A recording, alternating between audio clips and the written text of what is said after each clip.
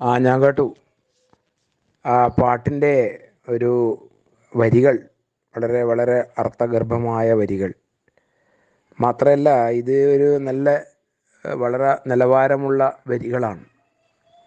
ആ വരികളുടെ അർത്ഥതലങ്ങളിലേക്ക് പോകുമ്പോൾ ഈ കാൽപ്പനികതയുടെ ഒരു മൂടുപടം ഇതിൻ്റെ മുകളിൽ പുതച്ചത് കാണാം നമുക്ക്.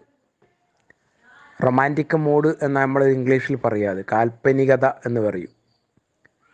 ആ പ്രകൃതിയോടും അതിൻ്റെ മനസ്സിൻ്റെ ആ ലോലുപത, ആർദ്രത, അല്ലെങ്കിൽ പ്രണയം, സ്നേഹം, ഇതൊക്കെ ഈ വരികളിൽ ലയിച്ച് ഒരു ചന്ദനലേപം പോലെ, സുഗന്ധം പോലെ.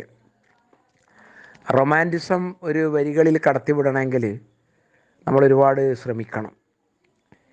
ഒരു വാക്കിനെ നമ്മൾ പ്രയോഗിക്കുമ്പോൾ അതിൽ റൊമാൻറ്റിസം വരണമെങ്കിൽ, അല്ലെങ്കിൽ കാൽപ്പനികത ഉടലെടുക്കണമെങ്കിൽ, പറയുന്ന ആ ഒരു തലത്തിന് അതിൻ്റെ വൈകാരിക അർത്ഥവും അതിൻ്റെ വൈകാരിക ബോധവും വളരെ സമ്പുഷ്ടമായിരിക്കണം. അപ്പോൾ അത് വളരെ ഫലപ്രദമായി വിനിയോഗിക്കാൻ ഈ കവിതയിൽ കഴിഞ്ഞിട്ടുണ്ട്. ഈ പാട്ടിൽ അത് വളരെ നന്നായി അനുഭവപ്പെടുന്നുണ്ട്. വളരെ ഒരു സോഫ്റ്റായ, അല്ലെങ്കിൽ ഒരു കാൽപ്പനികമായി ചിന്തിക്കുന്ന ഒരു വിഭാഗം എന്തായാലും ഉണ്ടാവുമല്ലോ. എല്ലാവരും തീർച്ചയായും യാഥാർത്ഥ ബോധം എന്ന് പറഞ്ഞാൽ പ്രാക്ടിക്കൽ ബോധത്തോടു കൂടിയല്ലല്ലോ നടക്കുന്നവർ. പലരും കാൽപ്പനികമായ ചിന്തയും കാൽപ്പനികമായ അഭിരുചിയും റൊമാൻറ്റിക് മൂഡിൽ ആസ്വദിക്കുന്ന ആളുകളുണ്ടാവുമല്ലോ.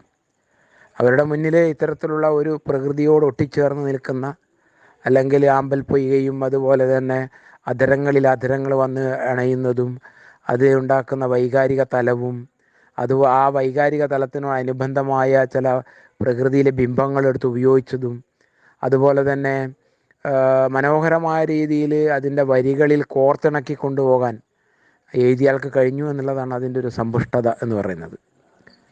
എപ്പോഴും നമ്മൾ വരികൾ എഴുതുന്ന സമയത്ത് ആ വരികളുടെ പ്രാസങ്ങളെക്കാൾ ഉപരിയായി അതിൻ്റെ അർത്ഥതലങ്ങളിലേക്ക് കടന്നു പോകുമ്പോൾ ആശയഗരിമ എന്ന് നമ്മൾ പറയുക. ആശയഗരിമ എന്ന് പറയുമ്പോൾ ആ ഒരു എന്താണോ കവി ഉദ്ദേശിച്ചത്, കവിയുടെ ഉള്ളിൽ ഒരു തലം ഉണ്ടാവും.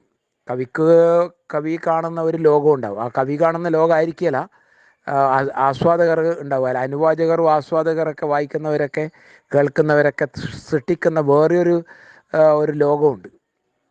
അങ്ങനെയാണ് നിങ്ങൾ ഒരു കവിത എഴുതുമ്പോൾ ആ കവിത പല അർത്ഥങ്ങളിലാണ് നമ്മൾ കാണുക.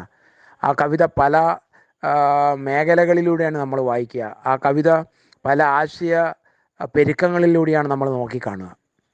നിങ്ങൾ കാണുന്ന ഒരു തലത്തിലായിരിക്കണമെന്നില്ല. നിങ്ങൾ എഴുതി നിങ്ങളെ കയ്യിൽ നിന്ന് ആ കവിത പുറത്തേക്ക് പോയാൽ ആ കവിതയുടെ അർത്ഥവും അതിൻ്റെ സാരവും അതിൻ്റെ വൈവിധ്യവും അതിൻ്റെ വർണ്ണനകളും അതിൻ്റെ എല്ലാ സ്വഭാവവും പല രീതിയിലാണ് മറ്റുള്ളവർ ആസ്വദിക്കുക. ഇപ്പോൾ ഈ കവിത തന്നെ എൻ്റെ കാഴ്ചപ്പാടിൽ ഞാൻ കാണുന്നതായിരിക്കില്ല എൻ്റെ ഭാര്യ കാണുന്നുണ്ടാവുക, അതായിരിക്കില്ല മറ്റൊരാൾ കാണുന്നുണ്ടാവുക. അപ്പം പലർക്കും ഒരു സൃഷ്ടിക്കപ്പെടുന്ന കാൽപ്പനികത, പക്ഷെ എല്ലാവരും ഒരേ സ്വരത്തിൽ പറയുന്നത് ഇതൊരു കാൽപ്പനികത എന്ന് പറയുന്നത് ഉള്ളിലൊരു റൊമാൻറ്റിക് മൂഡ് ഉണ്ടാക്കുന്ന ഒരു കവിതയാണ് നമ്മളെ വ്യാഖ്യാനിക്കും. അത് തന്നെയാണ് ശരി. അപ്പോൾ ആ വരികൾക്ക് ഒരു ജൈവ സ്വഭാവം ഉണ്ടാക്കുന്നതോടൊപ്പം തന്നെ ആ വരികളുടെ ഒരു ജീവൻ സ്ഫുരിക്കണമെങ്കിൽ ആ കാൽപ്പനികതകൾക്കനുസരിച്ചുള്ള അതിൻ്റെ ട്യൂൺ ഉണ്ടായിരിക്കണം. അത് സെലക്ട് ചെയ്യുന്നതിലും ഇത് വിജയിച്ചിട്ടുണ്ട്.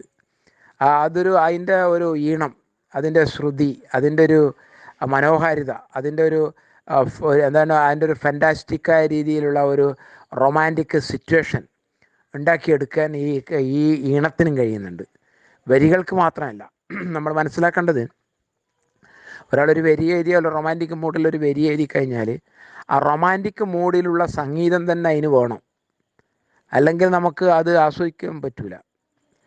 അങ്ങനെയുണ്ടല്ലോ, ഒരു വരി എഴുതുന്ന സമയത്ത് അതിൻ്റെ ഒരു കാൽപ്പനികമായ ഭാവത്തോടു കൂടി, അല്ല വൈകാരിക ബോധത്തോടു കൂടി നമ്മളത് സമീപിക്കണമെങ്കിൽ അതിന് പറ്റിയ കാൽപ്പനികത നിറഞ്ഞു നിൽക്കുന്ന ഈണവും ഉണ്ടായിരിക്കണം. ഈണം മറ്റൊരു തലത്തിലൂടെ സഞ്ചരിക്കുകയും വരികൾ മറ്റൊരു തലത്തിലൂടെ സഞ്ചരിക്കുകയും ചെയ്യുമ്പോൾ നമുക്ക് വേണ്ട രീതിയിൽ അത് ആസ്വദിക്കാൻ പറ്റില്ല.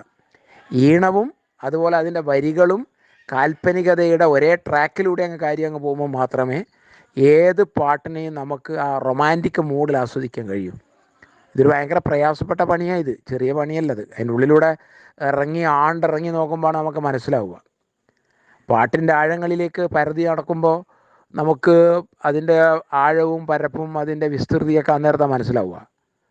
നമ്മൾ വളരെ ഈസി ആയിട്ട് ഒരു വരി എഴുതുമ്പോൾ ആ വരികളുടെ അർത്ഥങ്ങൾ അതെത്ര കണ്ട് അനുവാചകരുടെ ഹൃദയങ്ങളിൽ അത് കയറിപ്പറ്റുന്നുണ്ട്, അല്ലെങ്കിൽ അത് എത്ര കണ്ട് അവരുടെ മതിക്കുന്നുണ്ട്, അല്ലെങ്കിൽ എത്ര കണ്ട് അവരുടെ മനസ്സിനെ അത് സാംശീകരിക്കുന്നുണ്ട് എന്നുള്ള ഒരു ബോധ്യം എഴുതുന്ന ആളുകൾക്കുണ്ടാണ്.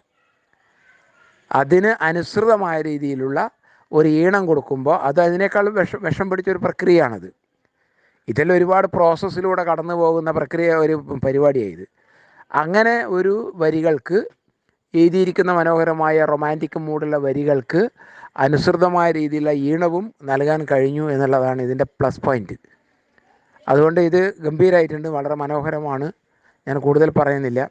അതിൻ്റെ ഒരു ഗാംഭീര്യം, ഗരിമ എന്നൊക്കെ പറയുന്നത് വളരെ അർത്ഥസമ്പുഷ്ടമായി ഇതിൽ എനിക്ക് തോന്നിയിട്ടുണ്ട്. ഏകാന്തതകളിലിരുന്ന് ഒരു കാൽപ്പനികമായ മൂഡിൽ നമ്മളിത് കേൾക്കുമ്പോൾ വളരെ ആസ്വാദ്യകരമായി ഇത് അനുഭവപ്പെടും.